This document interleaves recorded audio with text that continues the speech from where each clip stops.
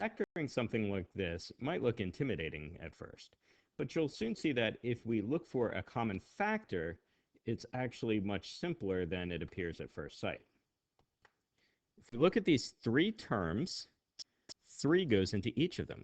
18 is divisible by 3, 24 is divisible by 3. They're all divisible by 3, and also they each have at least x squared in them. I can therefore bring 3x squared out to the front in sort of a reverse distributive property. If 3x squared is out to the front, what remains to multiply to give the first term is x squared. For the second term, it's going to be 6x. And for my final term, it's simply 8. Just want to pause for a moment on that step. 3x squared times x squared is equal to our first term, 3x to the fourth. 3x squared times 6x is equal to the middle term, and 3x squared times 8 is 24x squared, our final term. So these two lines mean exactly the same thing. It's just written in a more factored form. To take this further, I can look at my standard techniques for factoring a trinomial.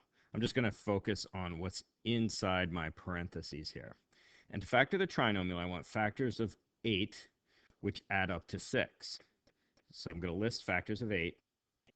So clearly, it's the 2 and the 4 that works. 2 times 4 is 8.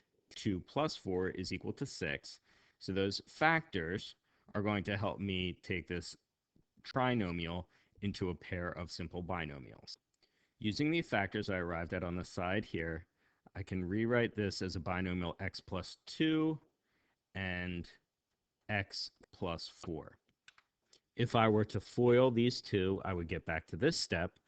And then as we saw, if I multiply this trinomial by the 3x squared, I get back to where I started. So what I have at the bottom here is a factored version of my original. I've taken a complex trinomial and I've written it as a monomial multiplied by two binomials. Remember, of course, factoring means to rewrite an expression as multiple ones multiplied together. Hopefully that was helpful. Thank you.